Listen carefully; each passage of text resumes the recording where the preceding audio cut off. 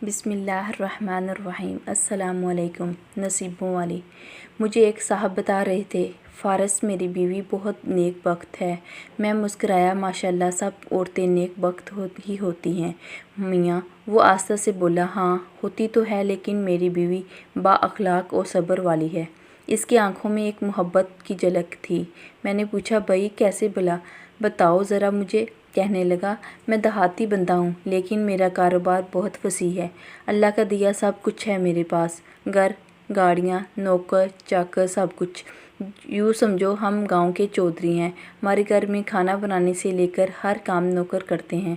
मेरे भाइयों की शादी भी अमीर घरों में हुई थी। मेरी भाभियाँ पढ़ी लिखी और अमीर बाप की बेटियाँ हैं। वो बस सारा दिन सजना संवरना और शॉपिंग करना इनका काम था। वो कभी घर का कोई काम नहीं करती थी, बल्कि एक भाभी तो नौकर जहेज़ में लेकर आई थी। मैं बहुत गौर से बात सुन रहा था। फिर कहने लगा, फ़ारस भाई, मेरी शादी एक गरीब घराने में हुई।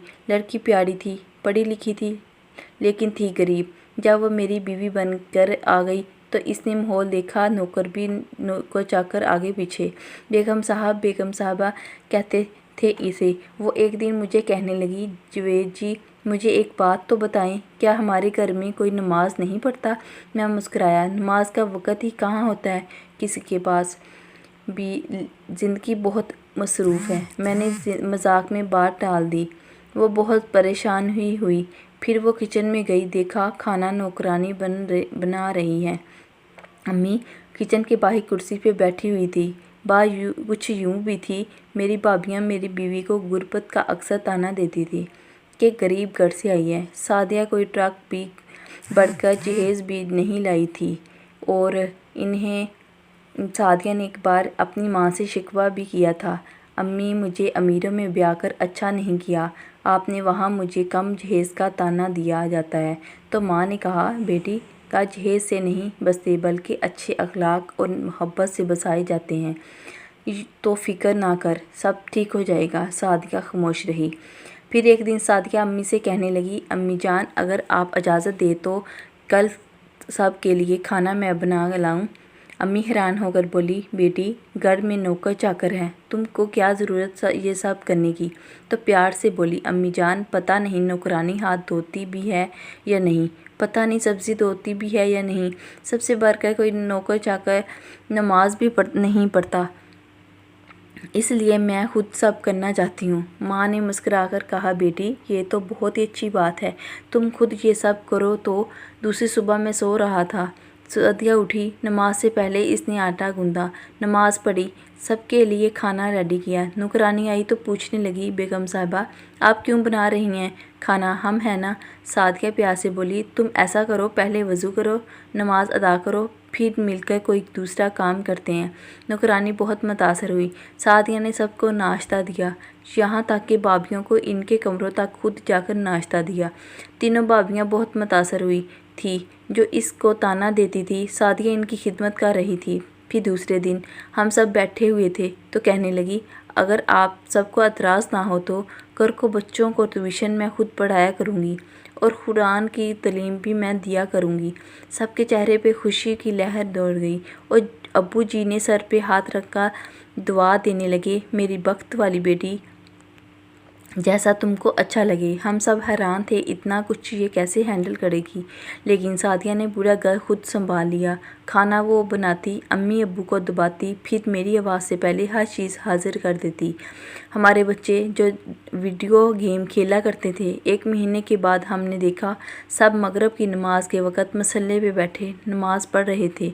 भाभियाँ, अम्मी अब्बू, हम सब भाई, हमारे नौकर, सब बहुत मुतासर हुए। हमें शर्मिंदगी भी हुई। दूसरे दिन सादिया फजर के नमाज़ पढ़ने के लिए मसल्ला बिछा रही थी कि हम सब बावज़ू होकर वहाँ आ गए।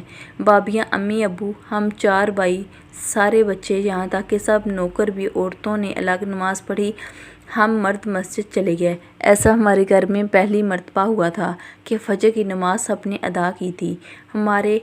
फिर हमारी आंखों ने इस खूबसूरत मंजर देखा। सब भाभियाँ सादिया के पास आईं, प्यार से बोली, सादिया तुम आटा गूंद दो, 2 रोटियां हम बना लेंगे।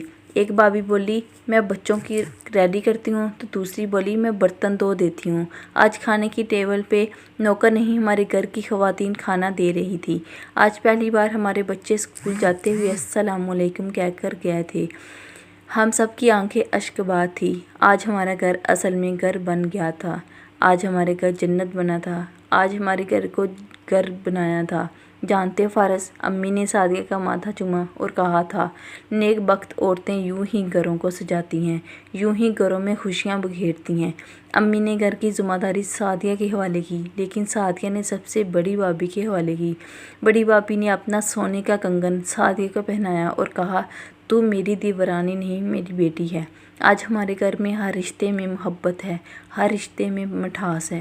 ہمارے کاروبار میں دگنی ترقی ہوئی ہے، ہم لاکھوں سے کروڑوں کمانے لگے ہیں۔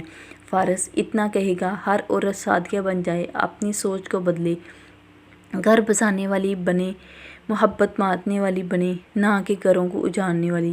عورتیں چاہے تو گھر گھر کو جنت بنا سکتی ہے، چاہے تو جہنم بنا سکتی ہے۔ آپ کون سی عورت ہیں؟ ایک بار ضرور سوچیں، آپ کون سی عورت ہیں؟ اجازت چاہتی ہوں، آپ سب کی شہزادی۔ کل ایک نئی کہانی کے ساتھ حاضر ہوں گی۔ اپنا بہت سارا خیال رکھیں۔